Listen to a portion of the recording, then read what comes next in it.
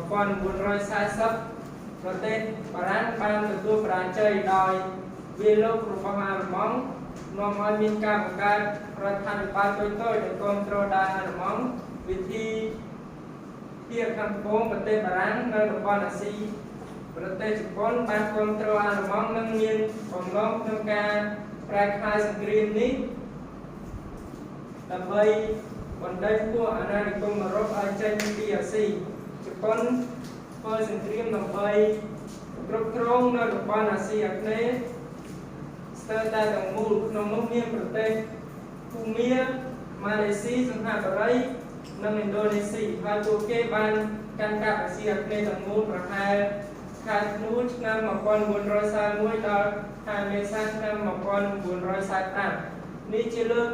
ទី1ហើយដែលប្រទេសអាស៊ីអាគ្នេយ៍ទាំងអស់ស្ថិតក្រោមមហាអំណាចនយោបាយកណ្ដាលតែមួយហើយជប៉ុនបានហៅអាស៊ីអាគ្នេយ៍ស្ថិតក្រោមការត្រួតត្រារបស់ខ្លួនថាតំបន់សហវិបុលភាពអាស៊ីខាងកើតអស្ចារ្យនៅពេលដែលសង្គ្រាមចប់ក្នុងឆ្នាំ1945វាបាននាំទៅរកវិបត្តិសេដ្ឋកិច្ចក្នុងតំបន់អាស៊ីអាគ្នេយ៍ទាំងមូល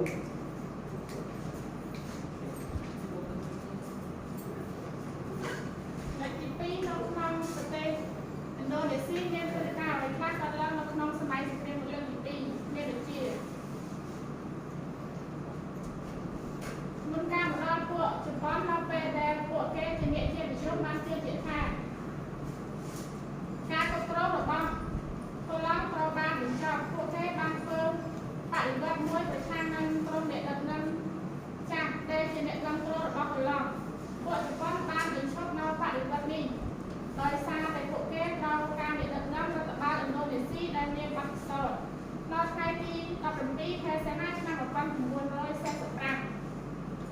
ពួកស៊ូកាណូបានប្រកាសឯករាជ្យ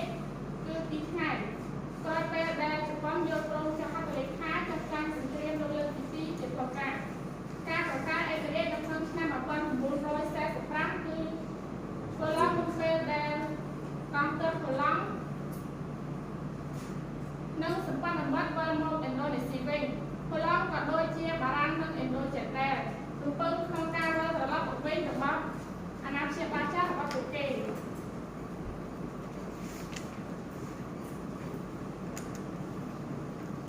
ទី3នៅក្នុងប្រទេសភូមាមានព្រឹត្តិការណ៍កើតឡើងនៅក្នុងសម័យសង្គ្រាមលោកលើកទី2ដូចជាមកពេលដែលជប៉ុនចាប់ផ្ដើមចូលនៅក្នុងប្រទេសភូមាពួកគេបានធ្វើការវាយប្រហារជាមួយនឹងរដ្ឋាភិបាលរបស់អង់គ្លេសពួកអង់គ្លេសបានទទួលបរាជ័យនិងដកថយតាមទិសដៅខាងជើងទៅកាន់ប្រទេសឥណ្ឌានៅឆ្នាំ1941អង្គសានបានដឹកយកទាចំនួន30នាក់ទៅកាន់ប្រទេសជប៉ុនហើយនៅក្នុងឆ្នាំដដែលពួកគេបានវិលត្រឡប់ទៅកាន់ប្រទេសថៃបង្កើតកងទ័ពភូមាថ្មីមួយពួកកងទ័ពឯករាជ្យភូមាសហការជាមួយនឹងកងទ័ពជប៉ុនបានឆ្លងចូលពីប្រទេសថៃតាមច្រកនេណាសេរឹមដើម្បីរំដោះភូមាពីអាណានិគមរបស់អង់គ្លេសបានកសាងកម្លាំងពួកការ៉េដើម្បីប្រើប្រាស់ប្រឆាំងនឹងភូមានេះជាហេតុដែលនាំឲ្យមានទំនើរវាងភូមានិងពួកការ៉េនៅក្នុងសង្គ្រាមលោកលើកទី2នៅក្នុងឆ្នាំ1942ភូមាបានគ្រប់គ្រងប្រទេសទាំងស្រុងហើយនៅក្នុងឆ្នាំ1943ភូមាទទួលឯករាជ្យជាប្រកាសមេដឹកនាំភូមាគិតថាជប៉ុនបានក្បត់ជាមួយនឹងពួកគេនិងមិនបានផ្ដល់ឯករាជ្យដល់ពួកគេពិតប្រាកដឡើយ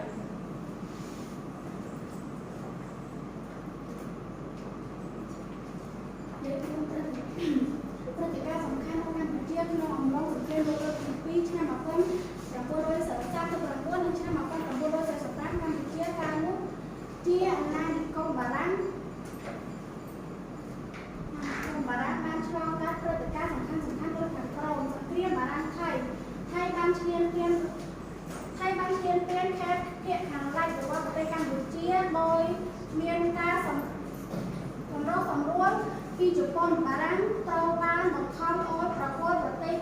មួយចំនួនដូចជាបាត់ដំបងសៀមរាបកោះកុងឲ្យទៅថៃវិញ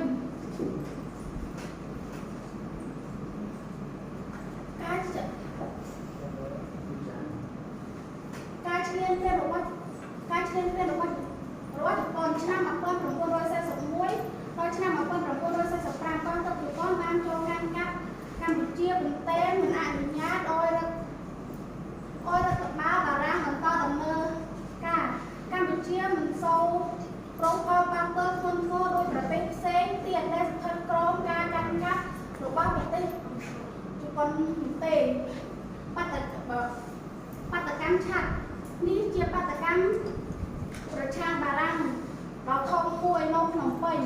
วันต้นปีการจับตัวเปรียซ้ำ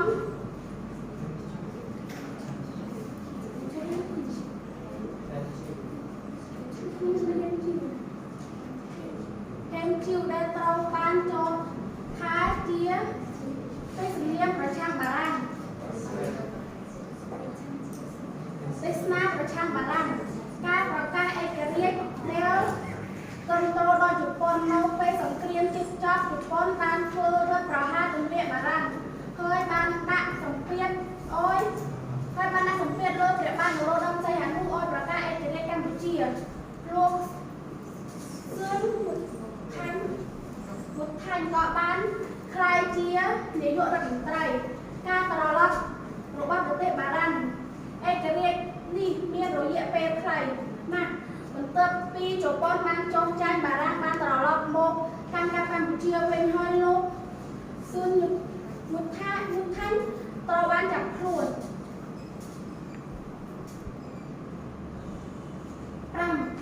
không ở Pram không sóng khiêm lông lông thì piประเทศไทยบ้านช่องการเป็นการสำคัญที่จะโดนแล้วบ้านกำนัดตื้อดาวนโยบายในสังคมหรือว่าประเทศนี้เป็นการสำคัญหรือว่าประเทศไทยสมควรสังเกตที่มวยจุดป้อนหนึ่งการประกาศสังเกตไทยบ้านอันงานเอาจุดป้อนช่องการตึกได้หรือว่าตัวหนุ่มใบเวลล์อินโดนีเซียมาลายาภูมาเฮ้ยภูมิเฮ้ยไทยบ้านประกาศสังเกตเพียงโครงการที่มวยสมควรทำเม็ดอังเลนั้นทำไม่ได้การตัวตึกใดโดยมีการตั้งโรงมีจุดป้อนไทยบ้านตัวตึกใดคละโมเว้นปีดูเจนหรือว่าบารังลงเมียนในครั้งในประเทศลาวเมืองกัมพูชีโดยเชียร์นักบอลทั้งสิงเรียบปีรัฐมาลายานึ่งภูมิหรือว่าอังเลจรณะต่อสู้ไทยเสียไรตัวใบเจียรัฐบิบาลโลกวิปโปสังเกรียมสหการเชียร์มวยจุดป้อนกอดโดยก็มีจรณะต่อสู้โปรไตไทยเสียไรได้ดำเนินโดยเดินหนีโยรันไตรโลกริงจีปาแหลกวันจันจรณะที่เฟอร์โอยการงัดเตียมวยสมควรเม็ดเจียดิเซอัมเบรกอังเลประชังจุดปน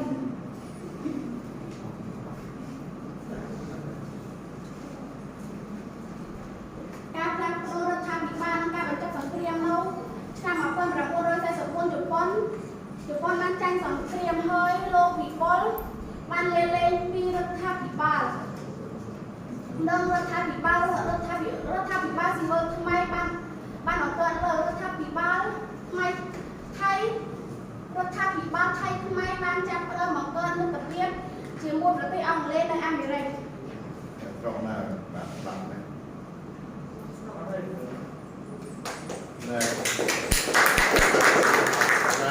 นายมวยมันนายมวยกับนายมวย